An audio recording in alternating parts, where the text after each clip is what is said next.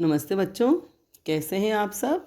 आज हम कक्षा 12 अनिवार्य हिंदी की पाठ्य पुस्तक सृजन में से पद्य पाठ 4 बिहारी के शेष दोहों का भावार्थ करेंगे। कुछ दोहे हम पढ़ चुके हैं और जो बचे हुए दोहे हैं उनका अध्ययन करेंगे। सबसे पहले मैं दोहा पढ़ देती हूँ। झीने पट में झुलमुली झलकती ओप अपार, सुर तरु की मनु सिंधु में लसती सपल्लव डार। शब्दार्थ देख लेते हैं पहले। झीने, झीने मने महीन, पारदर्शी, पट मने वस्त्र, में झुलमुली, झुलमुली एक आभूषण का नाम है जो कान में पहना जाता है। झलकती ओप अपार, झलकती मने झलकती है, ओप मने चमक, अपार मने अत्यंत या बहुत। और वो झुलमुली जो आभूषण होता है वो हिलता हुआ झिलमिलाता रहता है, उसके लिए कहा गया है। सुर तरु मने कल्प वृक्ष, कल्प वृक्ष वह वृक्ष होता है जो स्वर्ग में रहता है या स्वर्ग में होता है और उसके नीचे खड़े होने पर, खड़े रह करके कुछ भी कामना या इच्छा व्यक्त की जाए वह पूरी हो जाती है, ऐसा माना जाता है। मनु सिंधु में, मनु मने मानो, सिंधु मने समुद्र, लसती मने सुशोभित होती है, स पल्लव पत्तों सहित, डार मने डाली। बिहारी जी का दोहा है ये। इसमें उन्होंने झीने वस्त्र पहने हुए नायिका के झुलमुल नामक जो आभूषण है उसका वर्णन किया है कि किस तरह से वह झिलमिलाता है। तो बिहारी जी कह रहे हैं, झीने पट में झुलमुली झलकती जो ओप अपार, सुर तरु की मनु सिंधु में लसती सपल्लव डार। कि नायिका ने झीने वस्त्र पहने हुए हैं। झीने मतलब ऐसे पारदर्शी पतले वस्त्र जिनमें से वस्त्र पहने हुए होने पर भी दिखाई देता है, सब कुछ झलकता है, दिखाई देता है। तो झीने, उनके झीने और पारदर्शी वस्त्रों में से जो कानों में जो उन्होंने आभूषण पहन रखा है झुलमुली, उसकी झलकती ओप अपार, वह जब वे नायिका चलती हैं तो वो कान के आभूषण भी हिलते हैं और उनके हिलने से जो वे झिल मिलाते हैं वह झिलमिलाहट झलक रही है। ओप अपार, उनकी जो आभा है, अत्यंत आभा झलक रही है उस झुलमुली आभूषण की। दूसरी पंक्ति में बिहारी कह रहे हैं, सुर तरु की मनु सिंधु में लसती स पल्लव डार। इसमें मनु जो शब्द आया है, मतलब इसमें उत्प्रेक्षा अलंकार के द्वारा उन्होंने चित्रित करने का प्रयास किया है कवि जी ने, बिहारी जी ने। मानो सिंधु में, समुद्र में, सुर तरु मने कल्प वृक्ष है जिसकी लसती स पल्लव डार, जिसकी जो डाली है पत्तों सहित वह शोभायमान हो रही है या वह सुशोभित हो रही है। मतलब झीने वस्त्र में जो नायिका है उसका झुलमुली जो आभूषण है वह हिलता हुआ झिलमिला रहा है और उसकी अत्यंत सुंदर आभा या चमक झलक रही है। मानो सिंधु में कल्प वृक्ष जो है उसकी डाली है पत्तों सहित वह शोभा दे रही है या वह सुशोभित हो रही है। तो यहाँ मानो सिंधु में जो कल्प वृक्ष है उसमें समझ लीजिए आप नायिका की संभावना की गई है और झुलमुली जो आभूषण है उस उपमेय में स पल्लव डार की संभावना प्रकट की गई है। इस प्रकार यह उत्प्रेक्षा अलंकार का सौंदर्य दृष्टव्य है।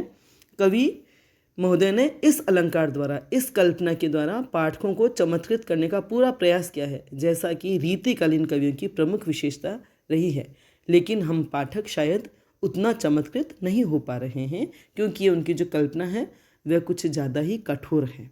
ठीक है, समझ में आ रहा है। तो दोहे में जो झुलमुली झलकती है वहाँ अनुप्रास अलंकार है और जो उपमेय है झुलमुली उसमें कल्प वृक्ष की सपल्लव डार उपमान की संभावना की गई है, इसलिए यहाँ उत्प्रेक्षा अलंकार है। और उत्प्रेक्षा अलंकार पहचानने का तरीका यही है, मनु मानहूँ, जनु जानहूँ, ऐसे शब्दों का वहाँ दोहे में या पद में या पद्यांश में प्रयोग किया जाता है। ठीक है, आगे चलें। अगला दोहा है, कहत नटत रीझत खिजत मिलत खिलत लजियात, भरे भवन में करत है नैननी नैननु ही सो बात। बिहारी जी रीतिकालीन कवि हैं और नायिकाओं का, गोपियों के सौंदर्य चित्रण का उन्होंने बहुत ही अद्भुत प्रयास किए हैं और बहुत ही सुंदर चित्रण किए हैं। इस दोहे में भी नायक नायिका के प्रेम, श्रृंगार रस के संयोग पक्ष का बहुत ही सुंदर चित्रण किया है। घाघर में सागर भरने की जो उनकी विशेषता है वह इस दोहे में साकार हो रही है। भरे भवन में करत है नैनन ही सो बात, भरे भवन मने भरे हुए भवन में, करत है नैनन मने नेत्रों में ही बात। कहत मने कहते हैं, नटत मने मना करना, रीझत मने रीझ जाना, मुग्ध हो जाना, खीजत मने खींचना या चिढ़ना, मिलत मने वापस मिलना, खिलत मने प्रसन्न होकर खिल जाना, और लजियात मने लज्जित होना या लजा जाना। तो इस दोहे में कहा है बिहारी ने कि कहत नटत रीझत खिंचत। भरे हुए भवन में, एक भवन है जहाँ कई व्यक्ति एकत्र हुए हैं, फिर भी उस भरे हुए भवन में नायक और नायिका जो है नेत्रों ही नेत्रों में बात कर लेते हैं, क्योंकि वे मुंह से तो कुछ कह नहीं सकते सबके सामने, लेकिन आंखों ही आंखों में वे किस तरह से बात कर रहे हैं इसका दृश्य साकार हुआ है। नायक कुछ कहता है, नायक आंखों ही आंखों में कुछ कहता है और नायिका आंखों ही आंखों में मना कर देती है। नायक रीझत, नायक उसके मना करने के अंदाज पर या मना करने की अदा पर रीझ जाता है, मुग्ध हो जाता है, और उसके चेहरे के मुग्ध भाव देख करके नायिका खींच जाती है या चिढ़ जाती है। फिर दोनों के नेत्र वापस मिलते हैं, मिलत मने दोनों के नेत्र, दोनों की आंखें पुनः मिलती है और एक दूसरे को देख करके वे बहुत ही प्रसन्न होकर खिल जाते हैं, और लजियात मने, और अंत में नायिका लजा जाती है या लज्जित हो जाती है या शर्मा जाती है। इस प्रकार भरे हुए भवन में नायक और नायिका दोनों ने ही अपने हाव भाव से और आंखों ही आंखों में अपने मन की पूरी बात कह डाली है। तो इस प्रकार श्रृंगार रस का संयुक्त पक्ष का ये दोहा है, इसमें साकार हो गया है उनका प्रेम, उनकी बातचीत, और इसमें जो है भाव, विभाव, अनुभाव, संचरी भाव आदि जो श्रृंगार रस के अंग हैं उनका पूर्ण परिपाक हुआ है, और इस प्रकार श्रृंगार रस इस दोहे में साकार हो गया है। अनुप्रास अलंकार का चमत्कार है, और गागर में सागर भरने की जो उनकी विशेषता है, और रीति काल की जो विशेषता है, नायक नायिकाओं के प्रेम और श्रृंगार का, उनके सौंदर्य के चित्रण का, वह भी इसमें दृष्टव्य है। ठीक है, समझ में आ रहा है आपको? आगे चलें। अगला दोहा है, कागद पर लिखत न बनत, कहत संदेशु लजात, कही है सबु तेरो हियो, मेरे हिये की बात। कवि महोदय न जाने क्या क्या सोचते रहते हैं अपने सौंदर्य चित्रण के लिए। जो भी उनके मन में बात आती है उसी को वे दोहे द्वारा व्यक्त कर देते हैं। बात बहुत छोटी सी होती है, विचार या कल्पना बहुत ही छोटी सी होती है, लेकिन बहुत ही सूक्ष्मता से और बहुत ही अद्भुत तरीके से कवि महोदय व्यक्त करते हैं। इसमें जो है कागज मने कागज पर, लिखत न बनत मने लिखते नहीं बनता, कहत संदेशु, कहत मने कहना, संदेशु मने संदेश कहने में, लजात मने लज्जा होती है या लजाती है नायिका। कही है सबु तेरो हियो, कहता है सब तेरा हृदय, मेरे हृदय की बात, मेरे हृदय की भी बात। तो कोई नायिका है जो नायक से अपने मन की बात नहीं कह पा रही है। कागज पर लिखत न बनत, वे कागज द्वारा या पत्र द्वारा लिख करके पहुंचाना चाह रही है, लेकिन पत्र में भी वह नहीं लिख पा रही है, कागज में भी वह नहीं लिख पा रही है, लिखने में असफल हो रही है। कहत संदेशु लजात, और मुंह से वह अगर कुछ संदेश देना चाहती है तो उसमें उसे लज्जा आती है। कही है सबु तेरो हियो, मेरे हिये की बात। फिर वह यही कह करके बात खत्म करती है कि तुम्हारा और मेरा प्रेम और तुम्हारा और मेरा हृदय अगर एक जैसा है तो जो तुम्हारा हृदय कहता है वही बात मेरा हृदय भी कहता है। इस प्रकार वह कोई बात जो है न तो वो पत्र द्वारा लिख पा रही है, न वह मुंह से कह पा रही है, और अंत में यही सोचकर वह तसल्ली धारण करती है या धैर्य धारण करती है कि अगर हम दोनों का प्रेम एक जैसा है, हम दोनों का दिल एक जैसा है, तो जो तुम्हारे हृदय में है वही मेरे हृदय में है, या जो तुम्हारा दिल कहना चाहता है वही बात मेरा दिल भी कह रहा है। तो इस छोटे से दोहे के माध्यम से कवि ने दोनों नायक नायिका के प्रेम भावना का स्वरूप या चित्र प्रस्तुत किया है, और बहुत ही सरल शब्दों में उनके हृदय की बात अभिव्यक्त हो गई है और हमारे सामने साकार हो गई है। ठीक है, अगला दोहा है, कहत सबे बेंदी दिए, अंकु 10 गुनो हो तू, तिये लिलार बेंदी दिए, अगणितु बढ़तु उदोत। कहत सबे, कहत मने कहते हैं, सबई मने सभी, बेंदी दिए, बेंदी मने बिंदी या शून्य, दिए मने देने से या देते हैं, अंकु मने अंक, 10 गुनो 10 गुना, होतु मने हो जाता है, तिय लिलार, तिय मने स्त्री, लिलार मने ललाट, किसी स्त्री के ललाट पर बेंदी देना मतलब बिंदी देने से, अगणितु अगणित, अनगिनत या अगणित, बढ़तु उदोतु, उदोतु मने आभा या चमक, बढ़तु मने बढ़ जाती है।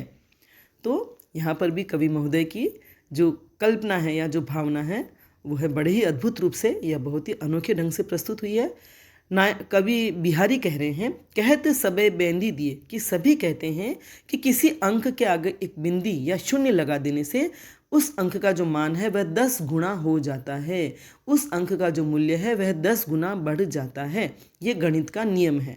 लेकिन तिय लीलार बेंदी दिए, लेकिन किसी स्त्री के ललाट पर बिंदी लगा देने से अगणितु बढ़त उदोत, उसकी आभा, उसकी चमक, उसका सौंदर्य अगणित बढ़ जाता है। मतलब उसकी गिनती ही नहीं हो सकती। किसी अंक के आगे बिंदी लगा देने से तो उस अंक का मूल्य 10 गुना हो जाता है, लेकिन सुंदर नारी के मस्तक पर या स्त्री के मस्तक पर बिंदी लगाने से उसकी जो शोभा है वह अनगिनत बढ़ जाती है, उसकी कोई गिनती ही नहीं होती, कोई सीमा ही नहीं होती। तो ये सौंदर्य का नियम है और वह गणित के नियम से अलग है। तो इस दोहे में कवि ने अपने चमत्कारिक कथन द्वारा बहुत ही अद्भुत बात कही है और नायिका के सौंदर्य चित्रण का अनोखा प्रयास किया है। ठीक है, कि नायिका का सौंदर्य कितना अद्भुत हो जाता है एक बिंदी लगाने मात्र से।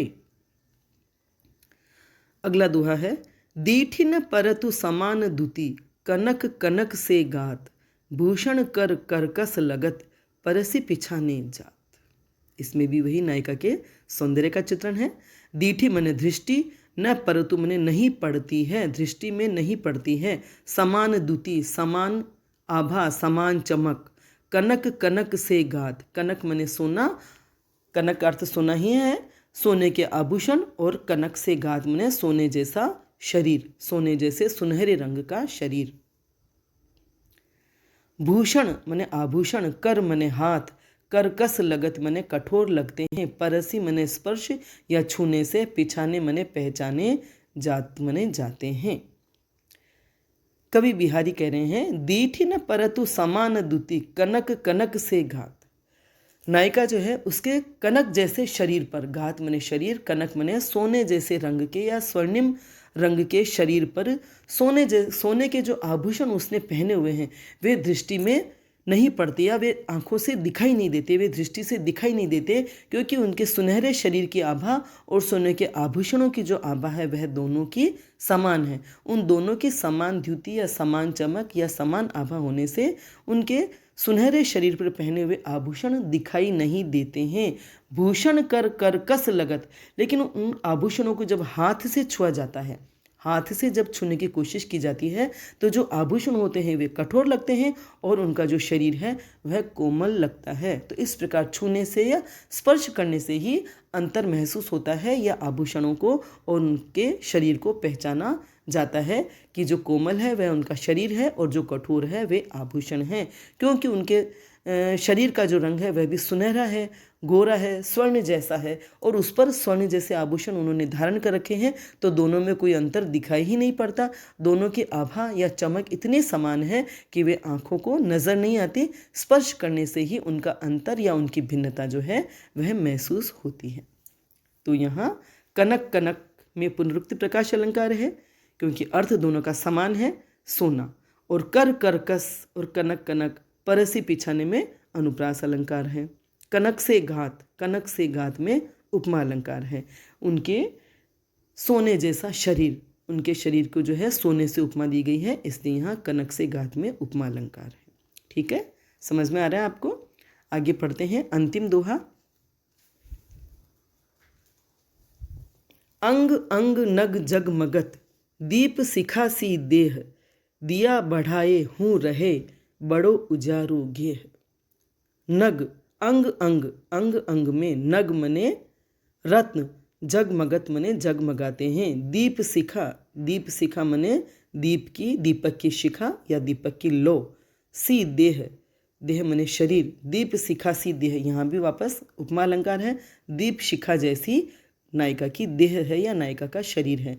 दिया बढ़ाए हूँ रहे, बढ़ाए मने बढ़ाना, दीपक को बढ़ाना मने दीपक को बुझाना। बड़ो उजारो गेह, बड़ो मने बड़ा, उजियारा मने उजाला, प्रकाश, गेह मने घर में। बिहारी लाल जो है वे यहाँ नायिका के सौंदर्य का ही, उनके शरीर का जो गोरा रंग है उसकी तुलना दीपक की लौ से करते हुए उनके सौंदर्य का चित्रण कर रहे हैं। अतिशयोक्ति अलंकार है यहाँ।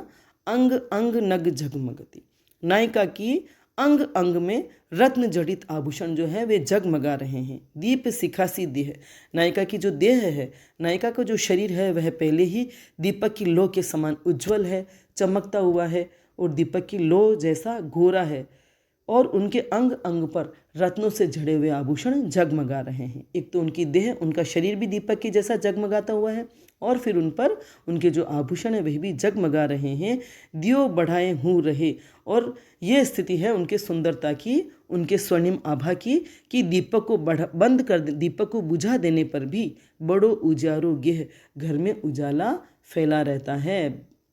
दीपक बुझा देने पर भी नायिका के गोरे रंग से और उनके आभूषणों की जगमगाहट से घर में उजाला या प्रकाश बना रहता है। तो यहाँ कवि ने अतिशयोक्तिपूर्ण चित्रण क्या है, वर्णन क्या है नायिका के गोरे रंग का। और अंग अंग में पुनरुक्ति प्रकाश अलंकार है, अनुप्रास अलंकार है ही, नग जगमगत में अनुप्रास अलंकार है और दीप शिखासी देह में उपमा अलंकार है। इस प्रकार पूरे छंद में अतिशयोक्ति अलंकार का चित्रण या अतिशयोक्ति अलंकार के माध्यम से नायिका के सौंदर्य का चित्रण हुआ है। समझ में आ गया आपको? इधर शब्दार्थ भी आप बराबर देखते रहें, प्रश्नोत्तर भी देख लेते हैं। किसी छात्र ने आग्रह किया था कि आप ऑब्जेक्टिव टाइप प्रश्न भी करवाते रहें। तो पहला प्रश्न पढ़ती हूँ मैं। बिहारी सतसई में किस रस की प्रधानता है? शांत रस, वीर रस, श्रृंगार रस या हास्य रस? तो बिहारी सतसई में श्रृंगार रस की प्रधानता है। बिहारी रीतिकाल के कवि हैं और रीतिकाल की ये प्रमुख विशेषता है। बिहारी की काव्य शैली है मुक्तक काव्य शैली, खंड काव्य शैली, गीति काव्य शैली या प्रबंध काव्य शैली। बिहारी की काव्य शैली है मुक्तक काव्य शैली। मुक्तक काव्य शैली वहाँ होती है जहाँ जो भी दोहे, पद या छंद होते हैं या लिखे जाते हैं, उनमें एक दोहे का दूसरे दोहे से या एक छंद का दूसरे छंद से या एक पद्यांश का दूसरे पद्यांश से कोई संबंध नहीं होता है। वे एक दूसरे से स्वतंत्र होते हैं। उनमें जो भी विषय वस्तु होती है या जो भी भाव होता है वह एक दूसरे से कोई संबंध नहीं रखता। और आपने बिहारी के इतने दोहों का अध्ययन किया है, सभी दोहे अपने आप में स्वतंत्र हैं। किसी भी दोहे का भाव दूसरे दोहे के भाव से जुड़ा हुआ नहीं है कि हमें अर्थ करने में कुछ अधूरापन या कुछ कमी लगे। तो इस प्रकार बिहारी जी की काव्य शैली है वह मुक्त काव्य शैली है। अगला प्रश्न है अति लघुत्रात्मक प्रश्न। कब को टेर तु दीन रट, जग नाइक जग बाई। प्रस्तुत दोहे में कवि ने उलाहना देते हुए किस पर कटाक्ष किया है? तो इस दोहे में कवि ने उलाहना देते हुए श्री कृष्ण पर ही कटाक्ष किया है, श्री कृष्ण पर ही व्यंग्य किया है, उन्हें जग नायक और जग का गुरु कहते हुए। अति लघुत्रात्मक प्रश्नों के लिए आपको जो अपना उत्तर है वह 1 या 2 पंक्तियों से अधिक नहीं देना चाहिए। आप अंक विभाजन देकर के ही अपने उत्तर लिखें। अधिक विस्तृत उत्तर लिख देने से आपके जो बड़े बड़े प्रश्न होते हैं 4 अंक के, 5 अंक के, वे छूट जाते हैं। इसलिए प्रश्नों का जो उत्तर जितने शब्दों में मांगा जाता है उतने ही शब्दों में आपको देना चाहिए। किस लालच में गोपियाँ श्री कृष्ण की मुरली छिपा लेती है? गोपियाँ श्री कृष्ण से बातचीत करके जो रस और आनंद प्राप्त करना चाहती हैं, उस लालच में उनकी मुरली को वे छिपा लेती हैं। श्री कृष्ण के आगमन पर वन के मोर क्या प्रतिक्रिया व्यक्त करते हैं? श्री कृष्ण के आगमन पर वन के मोर नाच उठते हैं। वे श्री कृष्ण को देखकर उनमें बादलों का भ्रम होता है, बादलों की भ्रांति होती है और वे बादल समझ करके खुशी से नाच उठते हैं। चौथा प्रश्न है समान आभा के कारण नजर न आने वाले नायिका के आभूषणों की पहचान किस प्रकार होती है? समान आभा के कारण नजर न आने वाले नायिका के आभूषणों की पहचान छू करके होती है। जब नायिका को छुआ जाता है तो नायिका के शरीर का स्पर्श कोमल महसूस होता है और जो आभूषण होते हैं वे कठोर लगते हैं। इससे पता चलता है कि आभूषण और नायिका का शरीर जो एक ही समान आभा, एक ही समान के रंग के हैं, लेकिन नायिका का शरीर कौन सा है और उनके आभूषण कौन से हैं। ठीक है, लघुत्रात्मक प्रश्न भी देख लेते हैं। जगत के चतुर चितेरे को भी मूढ़ बनना पड़ा, कवि ने ऐसा क्यों कहा? कवि ने ऐसा इसलिए कहा कि जो चित्रकार अपने आप को बहुत ही चतुर, निपुण और कुशल समझते थे, वे जब नायिका का चित्र बनाने बैठे, नायिका की सुंदर छवि को अंकित करने बैठे, तो जब वे कुछ अंकन करके नायिका की तरफ देखते हैं तो उनके रंग रूप में कुछ परिवर्तन, कुछ नयापन दिखाई देता। इसलिए वे मूड उनको मूड बनना पड़ा, मतलब वे उनका चित्र अंकित करने में असफल हो गए और मूर्ख बन गए, क्योंकि सौंदर्य जो होता है वह पल पल रूप बदलता रहता है, पल पल नवीनता धारण करता है। यही सच्चा सौंदर्य होता है या यही सौंदर्य की पहचान होती है। अगला प्रश्न है, कहत नटत रीझत खिजत मिलत खिलत लजियात भरे भवन में करत है नैनन ही सो बात। प्रस्तुत दोहे के माध्यम से नायक नायिका आँखों की चेष्टा के द्वारा हृदय के किन भावों को प्रकट कर रही है? तो नायक और नायिका आँखों की चेष्टा के द्वारा हृदय के सभी भाव व्यक्त कर रहे हैं। नायक कुछ कहता है तो नायिका इनकार कर देती है, और इनकार करने के इस अंदाज पर नायक रीझ जाता है। नायिका उसकी इस बात पर, उसके मुग्ध होने पर खींच जाती है। फिर दोनों के नेत्र मिलते हैं और वे प्रसन्नता से खिल जाते हैं और नायिका अंत में लजा जाती है। तो इस प्रकार उन दोनों के हृदय में जो प्रेम था वह उनके नेत्रों से व्यक्त होता है और भरे भवन में वे आंखों ही आंखों में अपने हृदय की पूरी बात कह देते हैं। अगला प्रश्न है, अंग अंग नग जग मगत दीप शिखा सी देह दिया बढ़ाए हूँ रहे बड़ो उजारो गेह। प्रस्तुत दोहे में सखी नायक से नायिका की छवि प्रशंसा करते हुए क्या कहना चाहती है? इस दोहे को पढ़कर ऐसा लगता है कि या तो नायिका नायक से प्रेम करती है, लेकिन नायक के मन में नायिका के प्रति आकर्षण या प्रेम में कोई कमी है, इसलिए नायिका उनके सौंदर्य का इतना वर्णन करके, उनके रूप का और उनके आभूषणों का इतना चित्रण करके नायक के मन में नायिका के प्रति आकर्षण और प्रेम भाव बढ़ाना चाहती है। इसलिए वह उनकी प्रशंसा करते हुए यही कहना चाह रही है कि नायिका अत्यंत सुंदर है और उनका रंग जो है इतना गोरा है या इतना उजला है कि दीपक बुझा देने पर भी घर में उजाला बना रहता है। ठीक है, समझ में आ गए होंगे आपको प्रश्नों के उत्तर। तो इसके साथ में ये कहना चाहूँगी कि आप जो भी कविताएं हैं, जो भी दोहे हैं, उन सब का भावार्थ अच्छे से हृदयंगम कर लेंगे तो प्रश्नों को हल करने में आपको कहीं कोई दिक्कत नहीं आएगी। उसके बाद आप प्रश्नों के उत्तर आसानी से दे पाएंगे। ठीक है, आपको वीडियो समझ में आया हो, पसंद आया हो तो लाइक करें, अपने फ्रेंड्स के साथ शेयर करें और मेरे चैनल को सब्सक्राइब करें। बेल आइकन को अवश्य टच करें ताकि अगली बार जो भी मैं वीडियो बनाऊंगी या जो भी पाठ पढ़ाऊंगी उसकी सूचना आपको मिल जाएगी। आज बस इतना ही। धन्यवाद।